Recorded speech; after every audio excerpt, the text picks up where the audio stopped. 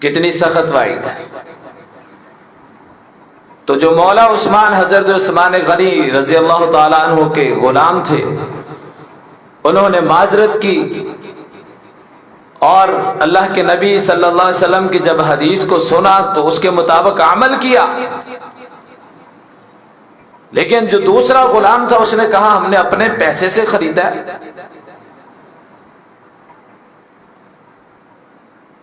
اور راوی اس بات کو بیان کرتے ہیں کہ میں نے خود دیکھا اس بندے کو کہ وہ کوڑ کی حالت میں تھا۔ تو آج ہم مسلمان ہیں، ہماری کیا حالت ہے؟ کتنے کتنے بڑے حاجی، نمازی اور سب سے بڑے سٹاکر مارکیٹ کے اندر، یہ نہیں کہ چیز موجود نہیں ہے لیکن دینی نہیں ہے، لوگوں کی مجبوری سے فائدہ اٹھانا ہے۔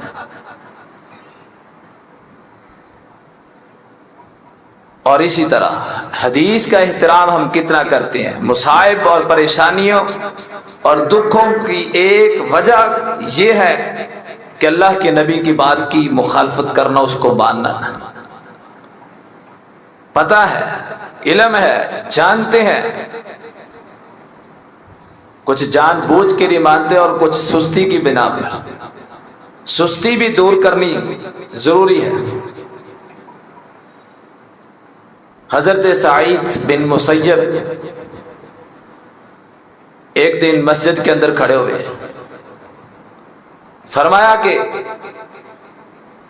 ایک بندہ آیا، اس نے آگے السلام علیکم ورحمۃ اللہ سلام کیا، ہاتھ ملایا تو اس وقت اذان شروع ہو چکی تھی۔ مسجد کے اندر یا مسجد کے دروازے پہ کھڑے ہوئے، اذان شروع ہو گئی۔ اب وہ بندہ جانے لگا واپسی، تو سعید رحمہ اللہ فرماتے ہیں کہ میں نے اللہ کے نبی صلی اللہ علیہ وسلم کو فرماتے ہوئے یہ سنا تھا کہ جب اذان شروع ہو جائے، اذان کا وقت ہو جائے تو اس کے بعد منافق بندے کے سوا کوئی مسجد سے نکلتا نہیں ہے۔ فرمایا کہ صرف وہ اس بندے کو جانے کی اجازت ہے، کسی کو کوئی ضرورت ہو، حاجت ہو، وہ کس قسم کی، یہ بھی ایک تفصیل ہے۔ ایک مسافر بندہ ہے تو وہ نماز اپنی پڑھ کے جا سکتا ہے، کسی وجہ سے گاڑی کا وقت ہے، ٹائم تھوڑا ہے، دور جانا ہے، تو وہ اپنی نماز پڑھے اور جا سکتا ہے۔ لیکن جو بلا ضرورت اذان کے بعد نکلتا ہے اس کو منافق کہا گیا حدیث کے اعتبار سے۔ اور سعید بن مسیب فرماتے ہیں کہ وہ بندہ چلا گیا، اذان سنی، اذان کے بعد وہ چلا گیا، جبکہ میں نے اس کو نبی اکرم صلی اللہ علیہ وسلم کا جو فرمان تھا وہ سنا دیا تھا۔ اب ہم یہ تو نہیں کہہ سکتے کہ وہ دل سے حدیث کو نہیں مانتا تھا، ظاہری اعتبار سے اس نے حدیث سنی لیکن ان سنی کی اور وہ چلا گیا۔ سعید بن مسیب کہتے ہیں میں نے تحقیق کی، میں پوچھ گچھ کرتا رہا اس بندے کے بارے میں، کیونکہ اس نے حدیث سننے کے بعد بھی اس کو مانا نہیں، یہ چلا گیا۔ تو فرمایا کہ مجھے پتا چلا اس بات کا کہ وہ جس مقام پہ جانا چاہتا تھا اس مقام پہ پہنچنے سے پہلے اپنی سواری پہ سے گرا اور اس کی ٹانگ ٹوٹ گئی۔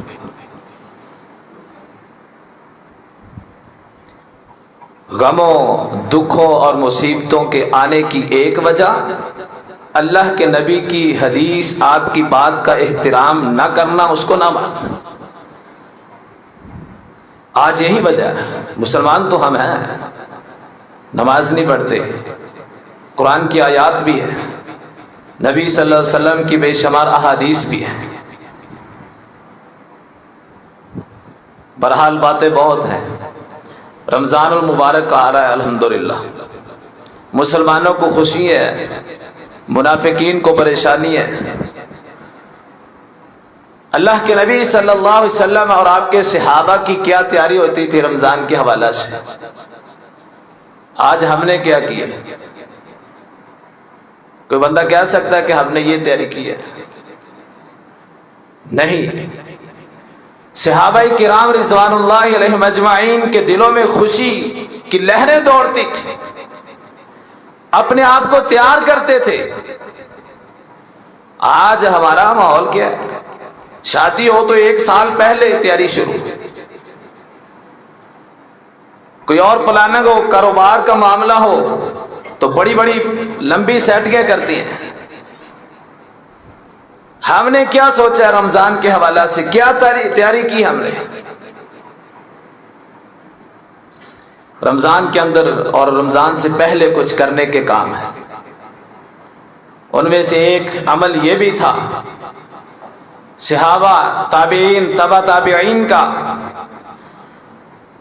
کہ اپنے پڑوس کے اندر، اپنے محلے کے اندر، اپنے علاقے کے اندر، اپنے دیہات کے اندر چیک کرنا، میرے محلے میں کوئی ایسا غریب بندہ تو نہیں ہے، میرے پڑوس میں کوئی ایسا کمزور بندہ تو نہیں جو روزے تو رکھنا چاہتا ہے لیکن دہاڑی کرنے والا ہے، محنت مزدوری کرنے والا ہے، مشقت کا کام کرنے والا ہے، کام بھی نہیں چھوڑ سکتا بیچارہ۔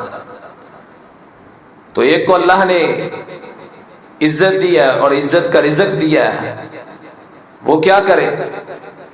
اس کو چپکے سے بلائے اور 1 مہینے کا راشن دے، لے کے دکھلانے کے لیے نہیں، تصویریں بنانے کے لیے نہیں، لوگوں کو نہیں دکھانا، اس کی عزت کو بھی محفوظ رکھا جائے۔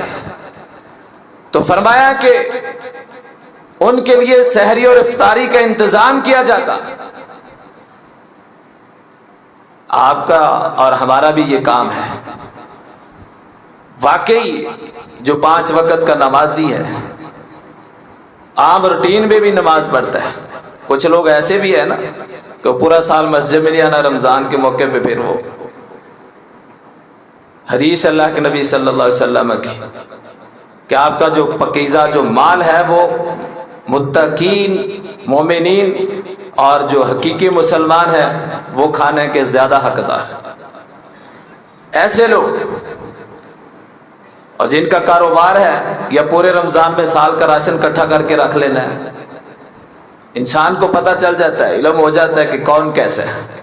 تحقیق کرنے میں کوئی حرج نہیں، چیک کر لینا چاہیے، دیکھ لینا چاہیے، پوچھ لینا چاہیے، لیکن بہرحال اس کے اوپر عمل کرنا چاہیے۔ اپنے علاقے میں ضرور چیک کریں، ضرور دیکھیں، کسی کو کسی چیز کی ضرورت ہے وہ لے کے دے۔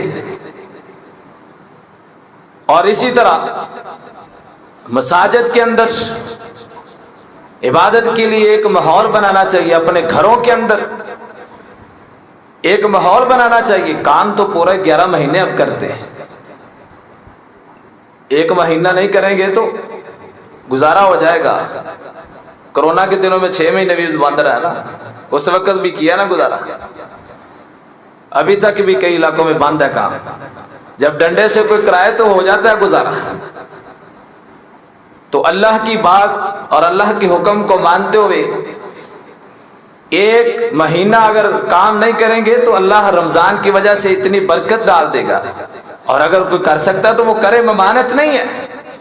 لیکن رمضان المبارک کے اندر عبادت کے اندر زیادہ سے زیادہ انسان کو کوشش کرنی چاہیے۔